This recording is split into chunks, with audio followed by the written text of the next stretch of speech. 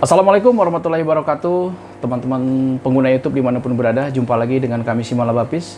Pada konten kali ini kami masih akan tetap mengulas seputar kutu air.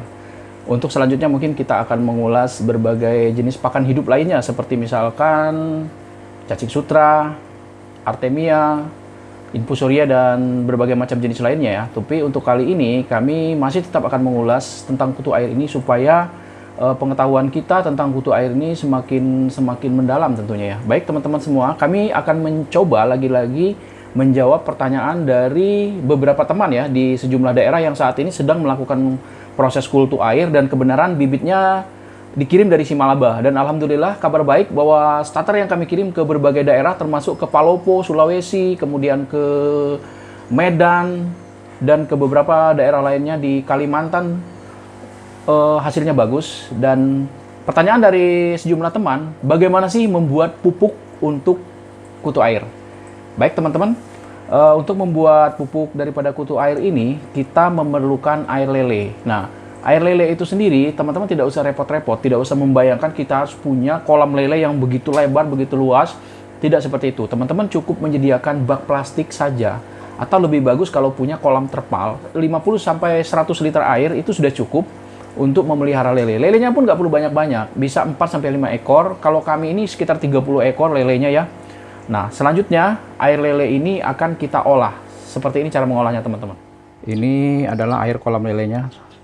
Teman-teman semua, tidak terlalu besar ya air kolam lelenya. Cuman ukuran kolam lele seperti ini sudah cukup untuk memberi pakan kutu air ya.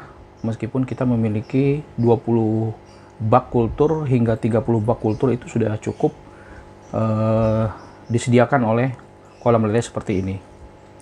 Baik, sekarang kita akan ambil air lelenya teman-teman semua.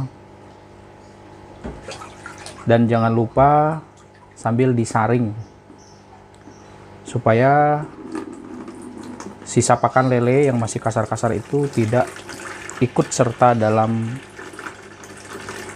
cairan pupuk yang akan kita buat ini.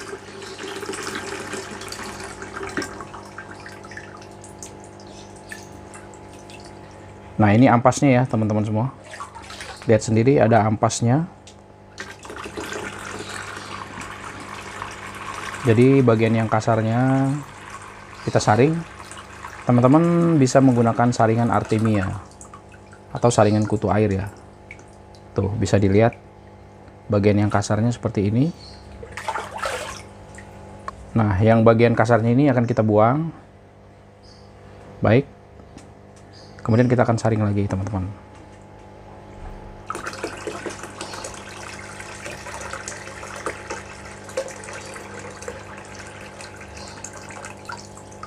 Oke.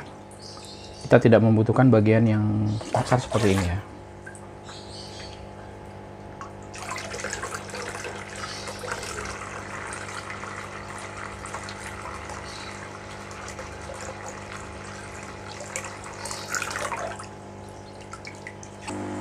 Baik teman-teman semuanya, ini air lelenya sudah beres ya seperti ini.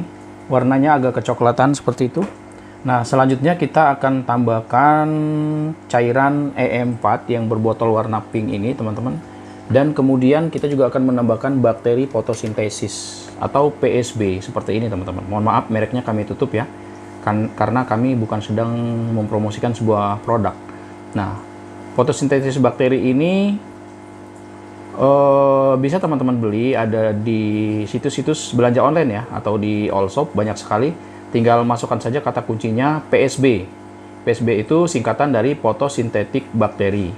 Perlu sedikit kami jelaskan bahwa fotosintetik bakteri ini adalah sejenis mikroorganisme atau bakteri yang dia mampu melakukan proses fotosintesis. Nah, fotosintesis itu mungkin teman-teman pernah dengar, itu terjadi pada tumbuhan ya, pada pohon-pohon, pada daun-daun, termasuk tumbuhan-tumbuhan yang terdapat di dalam air, yaitu untuk jenis phytoplankton ya. Nah, bakteri ini melakukan fotosintesis sehingga menghasilkan klorofil atau zat hijau daun, sehingga cairan lele ini akan kita lakukan proses fotosintesis dengan bantuan bakteri. Langsung saja teman-teman, sekarang kita akan masukkan PSB-nya. Ya. Kita masukkan tuh hanya 1 sampai 2 tutup botol saja ya. Untuk jumlah air seperti ini. Sebenarnya tidak ada takaran yang khusus ya. Karena bakteri itu apabila sudah tidak ada yang dimakan atau zat yang bisa dia rubah lagi menjadi senyawa lain, maka dia akan hilang dengan sendirinya. Oke, selanjutnya kita tambahkan E4.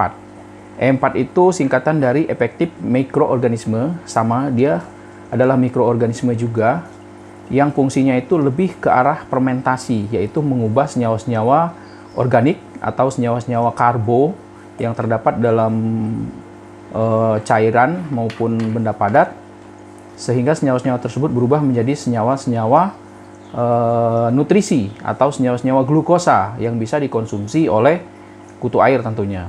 Seperti ini teman-teman.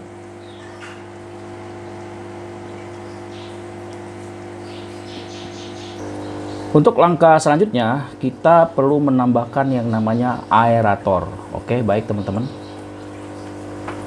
Nah, kenapa di sini ditambahkan aerator? Karena kita perlu menambahkan oksigen, di mana aerator itu adalah kata lain untuk proses aerasi. Aerasi itu adalah menyuplai oksigen yang berasal dari udara memasukkan ke dalam air.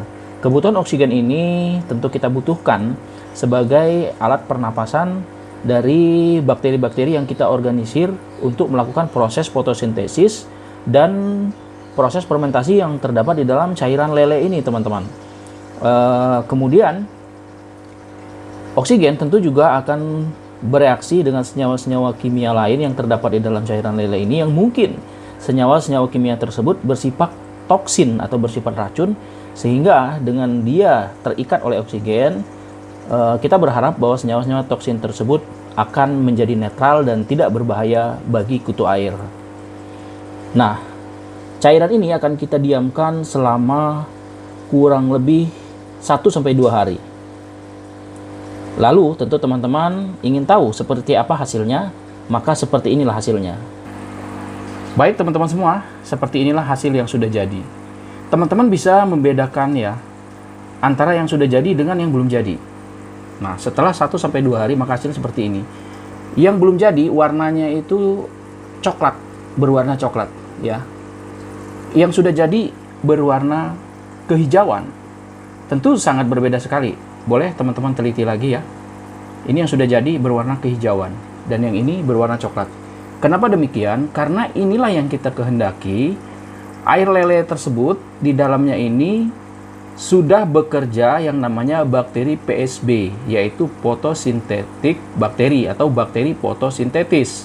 Artinya sudah terjadi proses fotosintesis yang menghasilkan klorofil, atau klorofil itu adalah zat hijau daun, dan tentunya itu sangat bagus ya sebagai nutrisi bagi kutu air. Seperti ini ya teman-teman, terlihat sekali perbedaannya.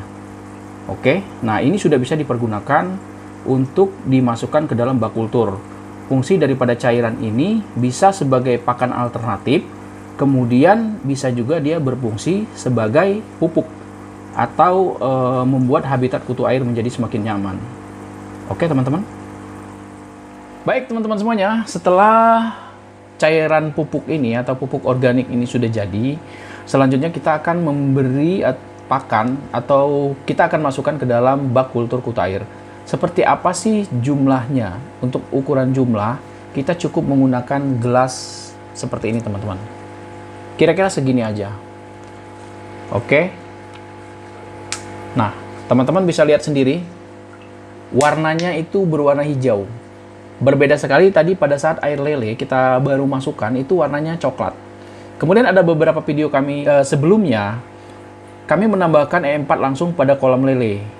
Itu juga bisa dilakukan, tetapi akan lebih efektif teman-teman mengikuti metode ini. Oke. Warnanya hijau seperti ini, dan kita akan beri makan kepada salah satu bak kultur kutu air kita. Baik teman-teman semuanya, ini adalah salah satu bak kultur kita. Usia kultur ini sekitar 3 hari dan sudah mulai ya ada kehidupan dan pergerakan. Dan sekarang kita akan beri pupuk ya untuk kutu airnya. Lihat teman-teman, boleh dilihat warnanya hijau seperti ini. Oke, sekarang kita akan taburkan saja ya. Seperti ini saja cara menaburkannya. Nah, teman-teman bisa lihat sendiri, kondisi air tetap tidak terlalu keruh ya, sedang seperti itu. Nah, kita lihat bagaimana reaksi daripada kutu air ini setelah kita beri pupuk. Nampak gesit ya teman-teman, gesit dan cukup lincah. Oke, kondisi air seperti ini, tidak terlalu bening dan juga tidak terlalu keruh. Oke, ini jenis kutu air yang hasil eksperimen kami ya. Kami juga belum bisa mendeteksi ini jenis apa, karena ini baru kami temukan. Ini juga salah satu jenis kutu air yang coba kami kembangkan di farm kami teman-teman semuanya. Nanti akan kita update ya, dan coba akan kita kultur lebih banyak. Seperti ini kutu airnya teman-teman, cukup gesit. Perawakannya atau postur tubuhnya itu tidak bulat ya, agak sedikit memanjang. Tapi warnanya merah, agak kecoklatan. Nah, untuk di awal kultur itu cukup diberikan 2 hari sekali. Tetapi apabila kepadatan sudah cukup tinggi, teman-teman bisa berikan setiap hari. Tapi diberikan 1 kali saja. Caranya adalah pagi hari kita berikan pakan tabur, dan kemudian di siang hari kita berikan pupuk. Di malam hari kita berikan pakan tabur kembali, sehingga pupuk ini berfungsi sebagai salah satu pakan alternatif karena di situ ada bakteri E4-nya yang kita masukkan ya, efektif mikroorganisme. Kemudian dia juga berfungsi untuk habitat yang baik, yang nyaman buat kutu air. Jadi kalau cupang itu dia nyamannya di air ketapang, maka air pupuk ini insya Allah akan menjadi habitat yang nyaman buat kutu air. Baik teman-teman semuanya, demikian video singkat ini. Mudah-mudahan semakin melengkapi pengetahuan kita semua seputar dunia kutu air. Kita akan terus melakukan eksperimen, kita akan terus menyajikan konten-konten yang memberikan edukasi dan informasi buat teman-teman semuanya. Dan kami terus melakukan eksperimen, terus belajar bagaimana menghasilkan produk yang baik yang bisa kami sebarkan ke publik. Mudah-mudahan ini semua menjadi manfaat, berguna buat kita semua. Apabila teman-teman sudah paham, boleh disebarkan kepada saudara-saudara kita yang lain. Kami akhiri. Assalamualaikum warahmatullahi wabarakatuh. Sampai jumpa pada video-video kami selanjutnya. Selalu jaga kesehatan dan jangan lupa enjoy.